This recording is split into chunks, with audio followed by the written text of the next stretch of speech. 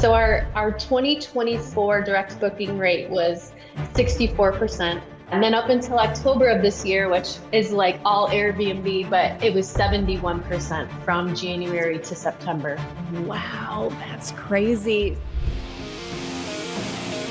Welcome to the Short Term Show, the show about short-term rentals and long-term wealth, with real property owners hosting real properties who are crushing it in the vacation and short-term rental space. And here's your host, Avery Carl.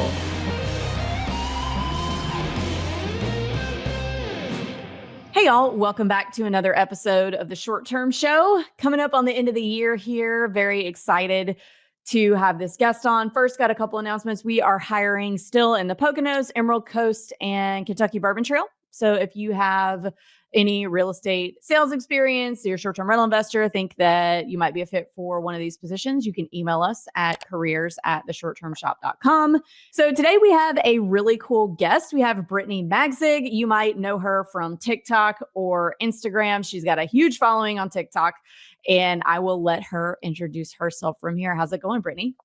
I'm great. How are you? I am doing awesome. Thank you so much for coming on. And guys, I forgot to say her TikTok handle. It's at Mountain Mama Cabins. And just really excited to have you on. You are, I think, the biggest Smoky Mountain creator out there. So congratulations on that. Thank you. Kind of fell into my lap, but just keeping on. Yeah.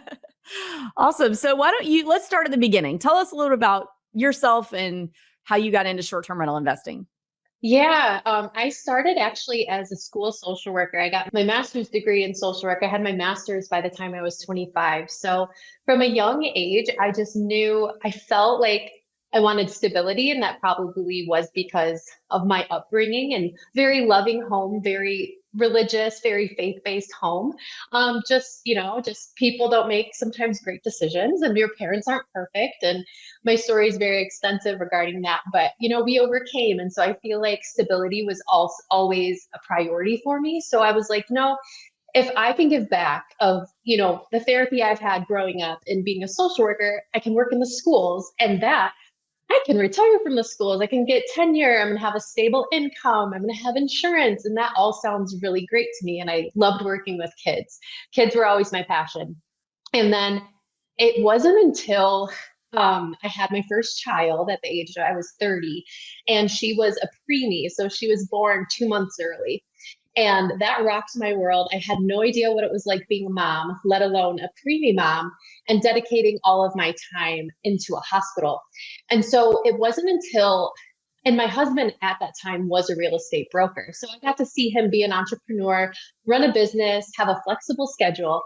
And though before my daughter was born, I wasn't necessarily jealous or envious of that. I was just like, okay, that's just his way of life. I'm glad he has more of a flexible schedule.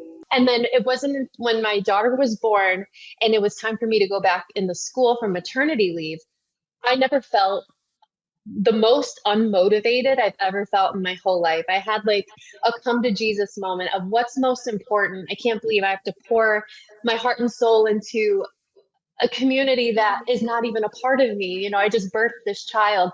So I feel like I had a very it was just a pivotal moment of what am I going to choose here? And I did choose to go back into the schools. That was the easiest decision at the time. But the more and more I was a mom and had to navigate through daycare and dropping your child off, it just felt very unnatural. And during all of that time, my husband and I had saved up enough money where when COVID happened, we were bored. We were like, we're stuck here in Michigan. No one's going anywhere. My family had grown up in the Smokies, and the Smokies was open. And so we were like, let's just go down to the Smokies. And we ended up buying an investment property. So I did have that by the time my daughter was born, but I would work on my investment property at night or early in the morning. And, if a guest had a booking, I would check it on my lunch. So I was able to kind of do that with one cabin. And then I made a TikTok account for my cabin to promote it or to post pictures of it.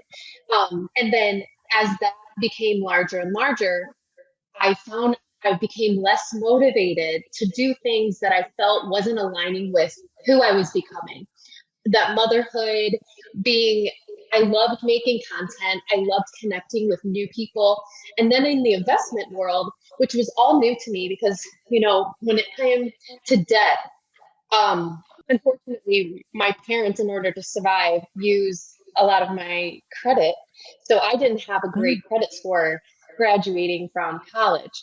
So when I married my husband, as we know, it's joint. When they take mortgages, you take the lowest credit score, and that's what you're going to get approved for. And he's like, this was mind blowing. I did not know this going in, that it was hard. So we kind of just put our nose down, kept working and working.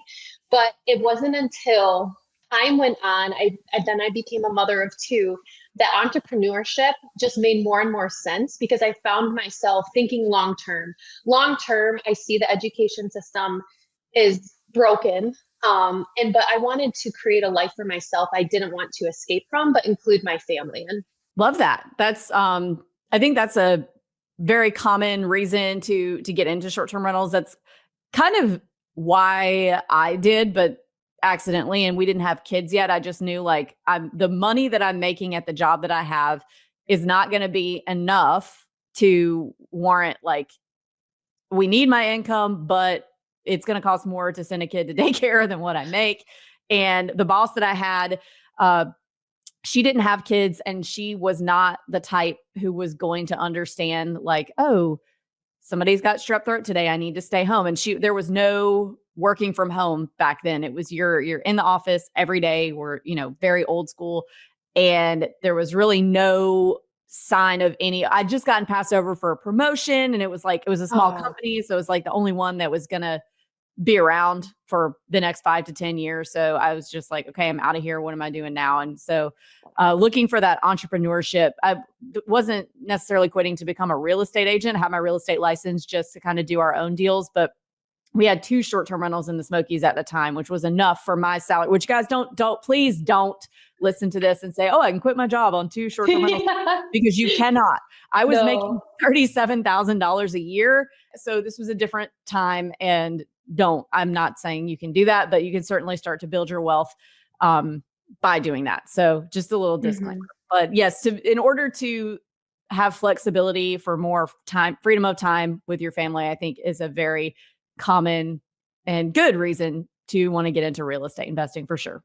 For sure. And to your point, I hated being told. It's not that I hate being told what to do. I feel like a part of being a good leader is being a good follower too. But I hated being told I can only take this amount of sick days per year, this amount of personal days, but I can't constitute this as a vacation day or a personal day because of this. And it's like, how I need to be a mom. Like, this is way more important. And then I would see my colleagues take unpaid days if their children were sick. And I'm like, this is not a good environment to just flourish or just be myself or go through hard seasons. And I just did not like that piece at all. There was no autonomy there. Yeah. I totally agree with you there. So you chose the Smokies because your family would vacation there as kids, right? We did. That was a big purpose, but we also saw the return on an investment was, at the time especially, so much higher than a lot of other tourist destinations. And my husband hates, and I know you're from Florida, and I play beach volleyball. My husband has always hated the sand. So like Florida was never an option, but we're probably leaving money on the table. But that was like the place where we grew growing up. And it was in the moment, the safest decision for us to getting there very quickly as well. Okay. Gotcha. How far of a drive is it from Michigan to East Tennessee? About 8 hours. And then with kids, it's about 10. You always have to anticipate stopping no matter what. Gotcha. The reason we bought first there was because I was familiar with it because I grew up in North Mississippi. So we went there growing up, and then down here to Destin in the summertime. And then we'd just been there on vacation as adults. And so it just kind of made a lot of sense. So let's talk about what you bought, how that first property, how did you choose what size and what location, all that? Yeah. The first thing we did when we decided that we were sick of spending money coming down from Michigan each time, we were spending $1,000 for 10 days, which is actually really affordable. But it's still $1,000 out of our pocket. And at the time, real estate was banned in Michigan until May 7th. And then the pandemic started May 13th. So my husband was without steady income or any, real estate sales. So we were like, let's stop spending money. But at the same time, we keep coming down here and we see how popular it is despite a global pandemic. And we only were thinking, how much would it be if this global pandemic, subsides? So we called our lender first and foremost, how much can we get approved for? And he said comfortably at the most, at the time, 450,000, which in the Midwest too, that's a very good sized home. That's probably around 2,500 square feet. And we were like, okay, in a cabin. So the cabins we were looking at between 300 and 400, they were good cabins, but we noticed in that price range, you didn't really have a view. They were a little older. The foundations were a little compromised, and it would take a lot more money to put in. But then we saw this gorgeous, gorgeous, gorgeous cabin in Wares Valley in Sevierville with a gorgeous view out of our price range. It was, I think, listed at the time for $458. And we were like, this is out of our price range. But my husband, so persistent, we just wanted to look at it, and we looked at it and we were like, it was for sale by owner, and my husband's a realtor. So we were like, we can possibly, and we thought we could convince the owners for sale by owner that their home might be overpriced by sharing comps in the area. Because at the time, the average price per square foot was only $157. And then they wanted 181. So we were like presenting all of these comps to them. And we somehow, with between them using their son in Texas as a realtor to help the transaction, between my husband being a realtor in Michigan, we settled on the price, walking away paying $426. So we were a little below our absolute max budget. We decided on our 3-bedroom. We got some advice in that from some locals too, and even the owner of the property saying 2 to 3 bedrooms are the most profitable. And at the time, we didn't want to go too big because a global pandemic, people aren't really traveling together. But we could not give up the view that we had. And it had a hot tub, it was turnkey, and we just felt such a peace walking into. And growing up, going to my grandma's house in the Smoky, she had a beautiful bay windows, those A-frames, and we walk in, it looked exactly like my grandma's house. And me knowing nothing about real estate or investing at the time, I'm like, this is it. And my husband's like, don't get too attached. I'm like, okay. So we settled on it, not even realizing at the time how amazing our location was, right next to Pigeon Forge, right next to Wares Valley, just one road away from Gatlinburg. And we truly got very lucky and blessed based on just kind of going into it, hoping for the best, even though we thought it was out of our price range at the time. I think I remember this house from back then because we've got, a Slack channel with all of our agents everywhere, but we have a Smokies channel, obviously. And I remember that one like rolling through several times. And at the time we were like, that is very expensive. Yes, yes, it was. And we were like, we're going to convince them to come down. And they did not. They wanted to sell it. We had to convince them that it was, but when we got there, they were in a bind with a property management company that at the very end, almost to the closing table, the property management company said, if you don't pay X amount and fulfill these dates, we're going to pass that on to the buyers of the cabin or you. And so that was like the scare tactic. And then the owners came to us like, we need you to front this or you need to take on these bookings. And we're like, oh my God, because I wanted to run everything, or so I thought. And obviously I'm running it now, but then long story short, we had to adapt the previous property management company, a few bookings, and that was a mess. But we knew the longevity that, it'll all work out in the end. And this is just like the hurdle that we had to go over. There's one property management company in the Smokies in particular that is extremely aggressive about forcing the new buyer to sign on to their program for like a year, which I don't think it was that one. Maybe it was. I think it might be. Well, they just, from what I understand, did end up in a lawsuit about that and lost on that wording about forcing the new buyer to stay with them for a year or something like that, because, your contract is with the seller, not some random person off in the future that you don't know yet that has not agreed to this. So I think they did lose that. A little birdie through the grapevine told me, but that's tough. Yeah, and that makes sense. I even told my husband there was a couple legal things they weren't even putting on their end while we were in contract with them forcefully. And I even told him, like, it just takes one big player to not back down to these people because they can be intimidating. There's like 4 owners that are all family. Yeah. Yes. Yep. And it was a pretty big name in the real estate investing space that finally did stand up to it. And I think there's still some other things in the works pending on that, but I know that a judge did rule against the legally binding a new buyer, at least in Tennessee. In other states, it's totally different, by the way, guys. But in Tennessee, they can't require you to stay on with them and pay them for X amount of time. So anyway, interesting. And yeah, I know exactly who that was. So anyway, so how many, this is something that I always try to tell our clients, like, if you're not in a state that requires you to honor bookings for X amount of time after closing, which like North Carolina does, I think South Carolina does also.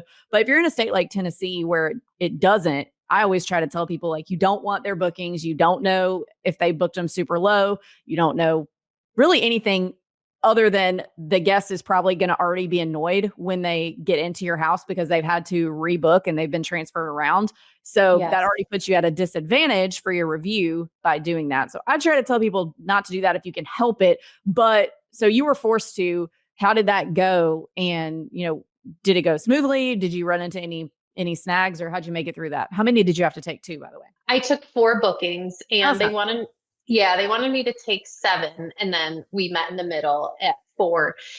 It was annoying to the time where luckily I had cabins and I knew what was our stay and what was theirs. And so my guests are checking in at 4. I know, that property management booking is coming up and it's 3:00 and the cleaners aren't there. So instead of calling my team, I had to call their team and then they're not answering. So I'm leaving a message. And then, so when I finally get a hold of someone, I said, "Hi, we have guests checking in at 4. It's 3 and it probably takes an hour from anywhere to Smoky's to get to our cabin." Based on traffic and things like that, or just being last minute. And they're like, "Oh, we totally forgot." And so luckily it impacts the guest's experience with that company.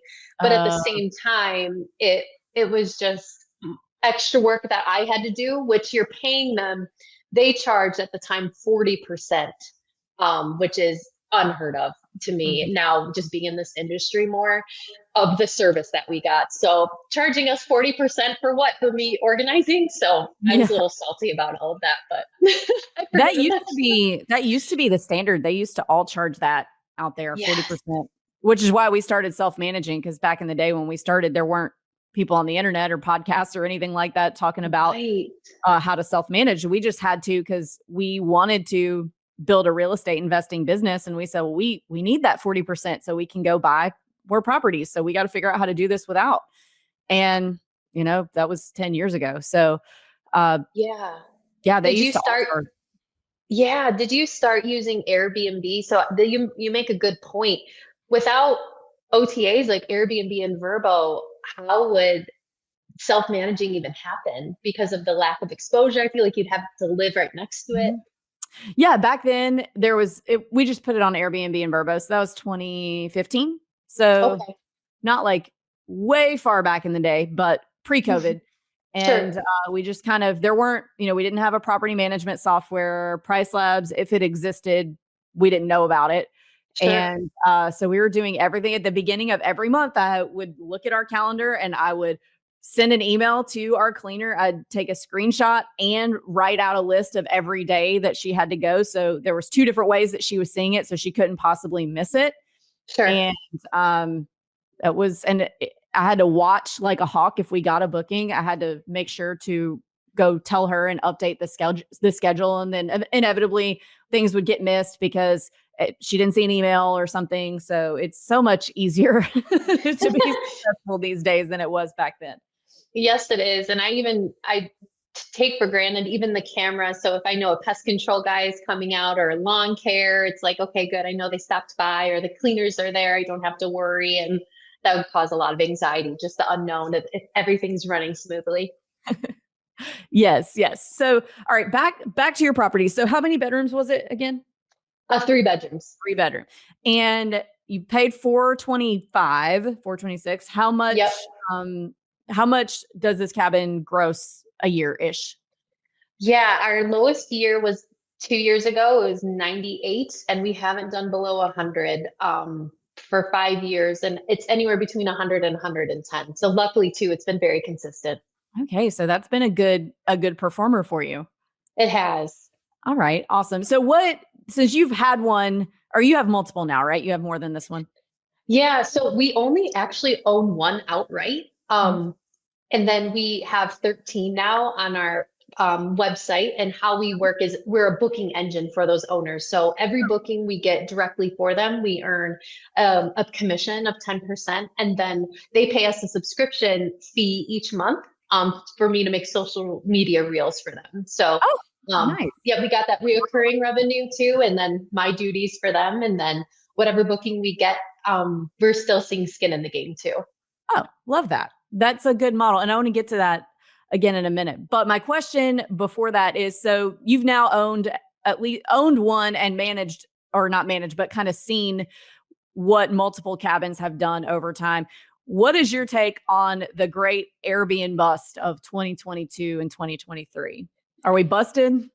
I feel cabin wise, quantity, it's very saturated and overpriced. I think my husband works from a very conservative mindset, meaning I think we were spoiled because once we see this ROI of, paying for $425 for a cabin, getting it at a 3.5% interest rate, seeing 100K, that has never been the case from the 2022, 2023 prices. You're seeing a 3-bedroom cabin. I think our Zestimate, which I don't believe this, verbatim, but, our cabin can be worth at one time almost $1 million for what? The same exact thing just 2 years later.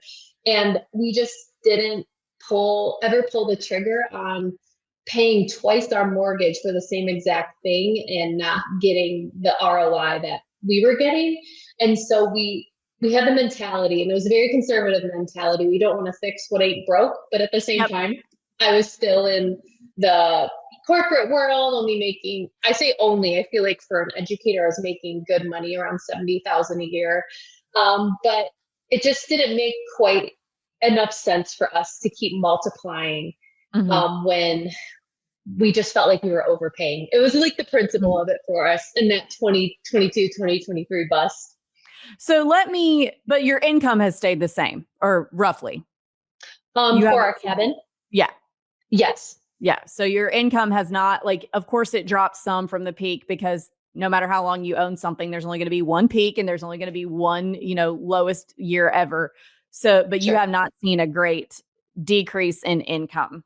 We haven't, but I will say I've put a higher increase in my output to get my cabin booked. I've been working harder than ever these past 2 years versus when I just threw it up in Airbnb and it was booking 6 months. From now, I'm like, oh, I didn't have to do anything. Oh yeah. The early adopter phase is always a fun time. But what I'm hearing you say about that is you were willing to do the work to adapt to the market to make money. And so what I want other people to hear out of that is this is not a slot machine. You are going to have to do some work. Those of us who bought a long time ago before the market kind of, typically all industries, you have the early adopter phase where everybody's making crazy money. And then we have this big boom, and then we have this stabilization, and then things are kind of even. So we've been through the big boom, and I think we're stabilized now. It is what it is. Things are much more predictable the last few years. Whereas in 2020, you were going to be you couldn't really trust the rental history or past income of properties because they were so much higher. Yes. Whatever you were buying was going to be so much higher in 2021. And then we saw the other side of that. Okay, what people are selling, and they're using their 2021 rental income to market this thing, and we're not going to make that. But now that we're a little bit further removed from that COVID boom, things are much more predictable. Like what you made last year, what you made 2 years ago, you could probably expect to do about the same if you change nothing. Now, there's a lot of variables and factors in there. Like, is this person managing this a good manager? Are they a bad manager? Are there things we can do revenue management wise to improve this? You always want to be looking for the opportunity, but you're not seeing the opportunity for improvement, but you're not seeing these wild swings in the market like we were a few years ago. And you mentioned another thing that I wanted to pull out. There's a lot of things I wanted to pull out of that whole answer. So, okay, I paid $425 5 years ago. I don't want to pay double that for what will roughly be the same income now. And I think that is so important because there's so many people out there that are like, if you have X amount of equity in your properties, you need to sell them. You need to 1031 exchange. You need to increase your net worth. But the number one quote about real estate is the best time to buy real estate was always yesterday. The second best time to buy real estate is today. So if you don't own real estate, you need to be buying today. We don't know what's going to happen tomorrow. It could, we have no idea. Rates could go up. They could go down. Prices could go up. If rates go down, prices are going to go up. That is, I would venture that that's going to be a fact. But what we do know is that yesterday prices were cheaper. And 10 years ago, yesterday from then, prices were cheaper. So why would you sell your property that is doing well, that's cash flowing, which is why you bought it? Why would you sell the property that you got at yesterday's price so that you can now be involved with today's prices and no longer have that property from yesterday's price, when all of the practical advice is you should have bought yesterday because prices were less yesterday? So my advice would be, don't refinance, don't cash out refinance these things. Don't sell them just because you have a bunch of equity. You bought this thing so it could cash flow. Don't take that great opportunity that you took 10 years ago, 5 years ago, sell that, get rid of it. And then now here you are with prices much higher, rates much higher, just because, for what? Because you had more equity than you felt comfortable with, but it was cash flowing the way you wanted it to. So what are we doing here? I think that I'm a big fan of the buy and hold forever. If you need to sell something, 1031 exchange it, but trade it till you die. Don't just, it hurts my heart when people, especially when they come to list with us and yes, I would love to list your property and make money, but why are you selling this? Right. Oh, yes. And then I'm sure you deal with sellers of, I bought it for this much in 2022. I want to either sell it for the same or a little bit more. And you're like, that's not going to work, especially in the saturated market. Yeah. Yeah. And I mean, it's I would say that all markets are saturated now. It's not something to really be concerned with anymore. This just is the playing field now. This is what it is. There's competition. It's not just slap something up on Airbnb and make money like pulling a slot machine. It's get rich slow. You're buying properties to cash flow and build a portfolio. So, I feel like everything is pretty much stabilized. It's a little more predictable, which is what you want in any industry.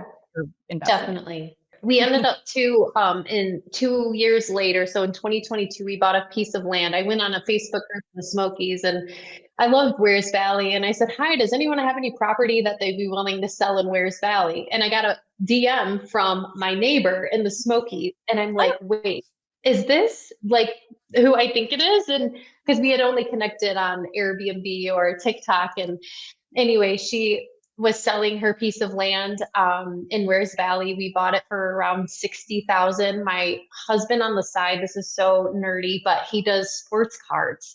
And we bought that piece of land with a Tom Brady cell. And so we bought that piece of land in 2022 with full intentions to build a nice 3-2 in Wears Valley. And we've still sat on that land because lumber has increased so much, prices, quality, just availability for builders. And it will never make our money back. And we might even have to reach into our pockets for a while. And like you said, we just this the buy and hold has worked so well for us that we would like just feel so broken, like giving money and then not seeing it for a long time coming back.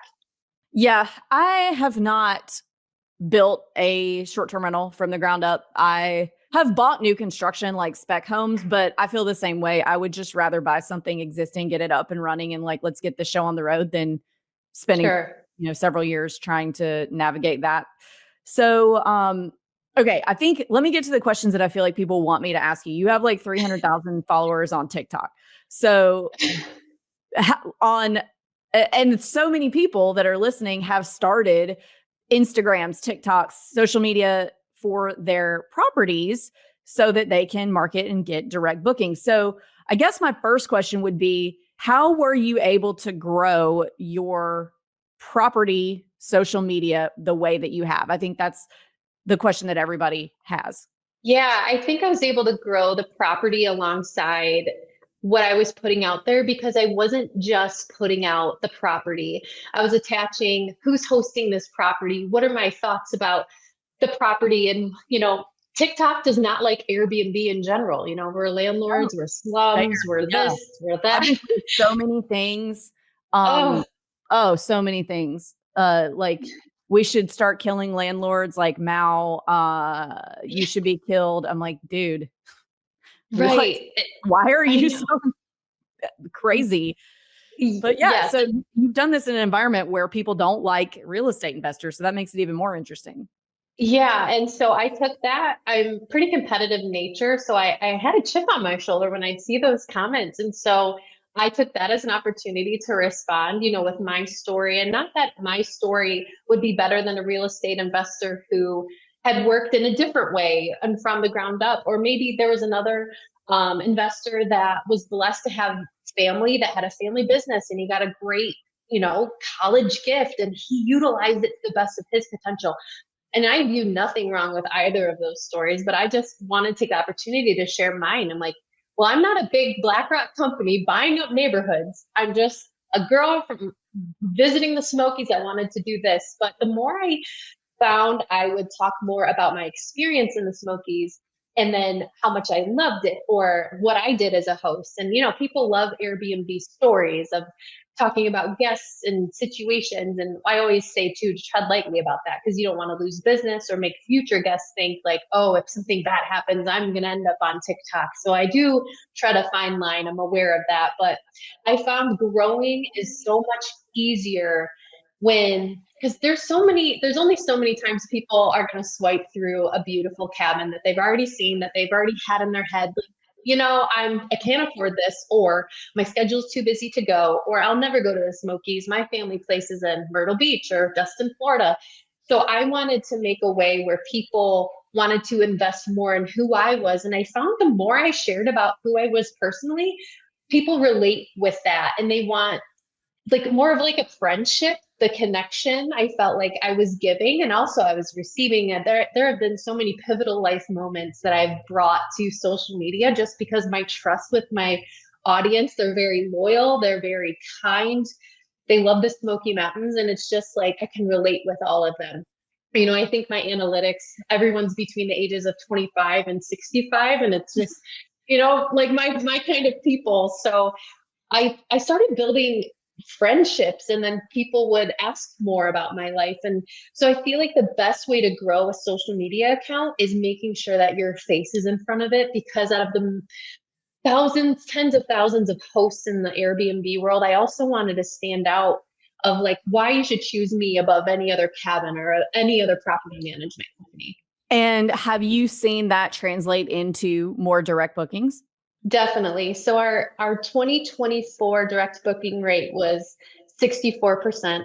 And then up until October of this year, which is like all Airbnb, but it was 71% from January to September. Wow, that's crazy. So I feel like the few times that I'll do like a walkthrough on one of my properties, or anything that features one of my properties that gets a lot of views, and then I'll get a bunch of landlord scum comments, and then a few people. There'll always be a handful that are like, "Oh my gosh, this place is great. Can I have your like link? How do I book this?" And I'm like, "No, I don't trust, like, I don't know who you, I get freaked out Sure. because everybody else has been like, I hate you. I'm like, no, what are you going to do? Are you going to like dox me? Or are you going to go burn my house down? No, I don't want you to know, because Yeah. the rest of the internet is so scary. So how do you, Mhm.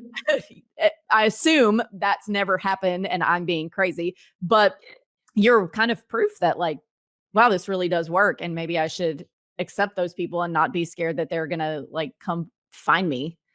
Sure. And I will say how kind of you first started in Airbnb where you were doing it manually. I was spending so much time vetting guests. I didn't even have a PMS system at the time. So what I would do if someone DM'd me on TikTok, I would see how I would respond. It's one DM to say like, "Hi, I love your cabins. I would love to stay." So sometimes I'm like, click like, or I just don't answer. So then sometimes people go, "Hi, I noticed your calendar and your link. You have September 17th through the 21st available. I would love a price for that." So then I would go to my Airbnb link, see how much Airbnb was going for, take out the service fee, respond to them. "Hi, would you do it for this? Would you do it for 1300? Let me check with my family and I'll get back to you." So then I write them the next day, "Hi, were you able to check with your family?" And then if they gave me a yes, I would ask them their email address. I would send them an email through DocuSign of a 10-page rental agreement I made with legal help, get that signed, have them pay me through Venmo, PayPal, Zelle, Facebook Pay. And then so we had security, I guess, Mhm. between us. And then I would put them on my handwritten calendar in front of me. And then I would block it off on all of my platforms, at the time, just Airbnb and Vrbo. And that was for one booking. And that's if it even worked out. So I did that for 3 years. And my husband would be like, "You spend way too much time on TikTok." I'm like, "But it's worth it. I promise, we're booking the cabin." But it wasn't until I finally got hospitable and I realized things like automated check-ins and messages. And I don't need to send lengthy rental agreements on a direct booking all the time. But to your point of weeding out people, as soon as people like see that they have to pay, or I feel like you get the serious ones and not serious ones. I have not met, knock on wood, someone who made a trip just to terrorize me, but I've I seen like crazier things. keep it paranoid over here. Watch a Right? lot of true crime, watch a lot of horror movies, and sometimes that comes out. That's okay. Sometimes I need more of that reality. Oh man. Okay. So would you say that all of that direct booking traffic is from TikTok or some of it from Instagram or Facebook or other platforms?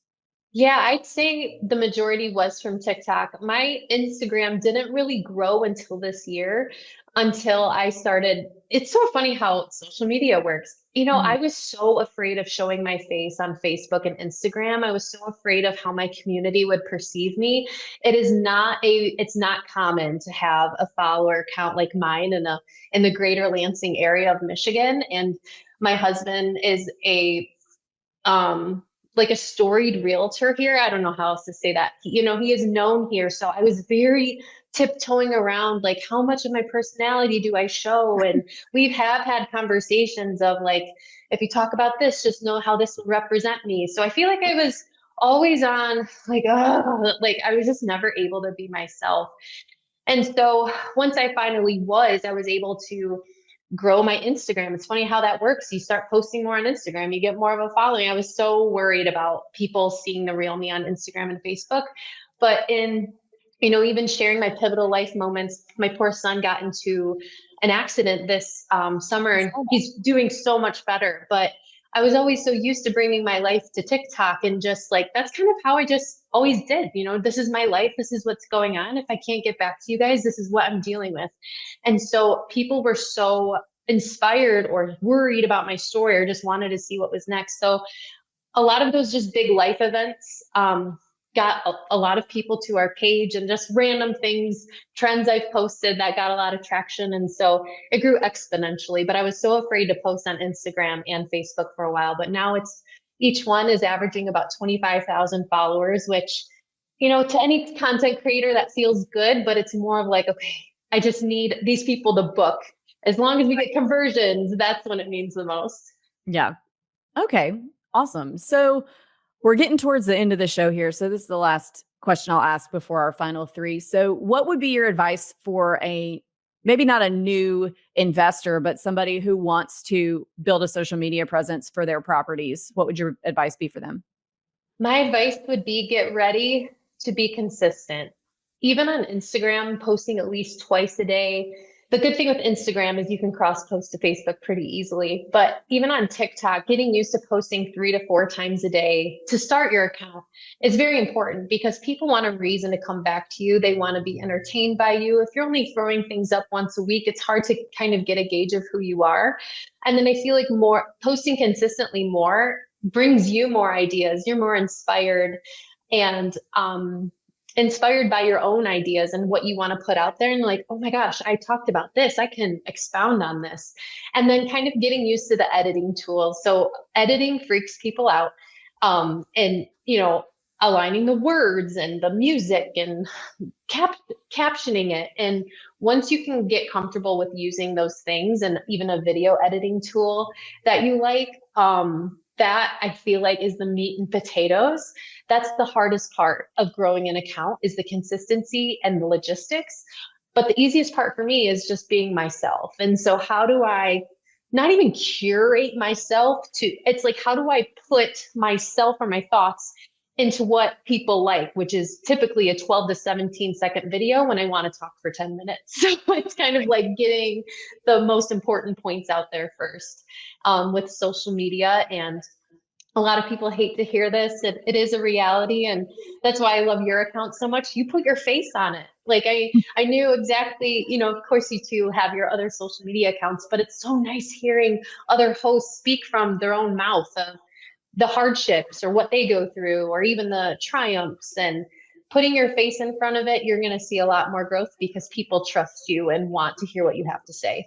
That is true. And for those of you who are like, oh, I'm scared to be in front of people. So I had a post that did pretty good last week where I was talking about a 1-star review that I got. It was completely absurd because the guy was scared of bears. He didn't see a bear. He just I saw that. That one, I was like, God damn it. Why did I not put makeup on? Like, I had no idea this one was going to hit, and I don't have any makeup on, and it did really well. And then guys, not one person of the dozens of thousands of people who watched that commented on my appearance. Nobody cares. Every now and then you get somebody comment on your appearance, but it's not actually because of your appearance. It's because they're insecure about something. But yeah, and the video that as soon as I saw it start to take off, I was like, shit, I don't have makeup looks terrible.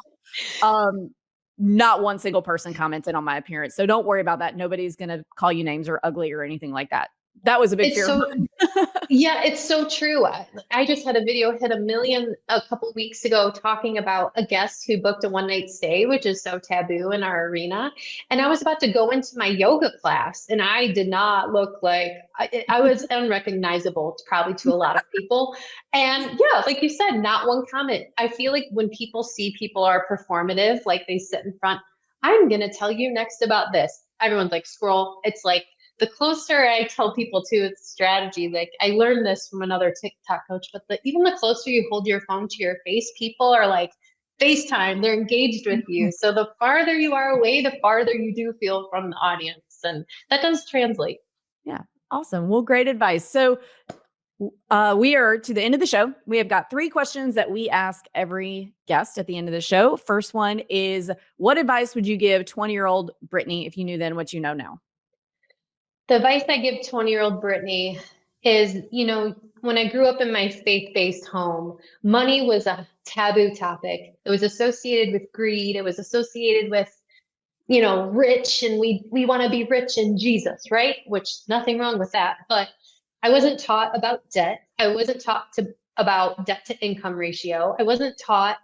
Luckily, I was blessed enough to have a scholarship to play volleyball. But if I didn't, what would I do? I would get a student loan for X amount and hope to God I pay it off in the future. And I feel like what I would tell 20-year-old me is you need to spend the money you have, and don't spend money you don't have unless, like cabins, for example, when you see that ROI and that, risk of investment. But 20-year-old me, I would say, even the decisions you make have such an impact on you later in life. Like I mentioned to you, the credit score that my parents I had no control over that. And I wish at 20 years old, I could take control and ownership of my own destiny. And saying that too, my husband has two realtors on his team that are 20 years old that aren't maybe not get a college degree or use their college degree. And they see the writing on the wall at a very young age of money you need to survive. And it's going to be how you create an enriched life. It just depends your mentality around it and how you use it. But starting early of just hustle and not doing what everyone else does, doing what aligns best with you. That's what I would tell my 20-year-old self. Great answer. And second question, kind of similar to the first one. What advice would you give a new investor who's looking to get started today? A new investor, I think small goals are important. So a lot of people on TikTok, I feel like the hate comments you get, like, when we mentioned people call us names for assuming just because we're Airbnb owners, we were born rich or something. Small goals, owning your first car, being able to pay for a car without a lease attached or an APR attached, being able to pay off your credit card every month. Then, being able to own a house.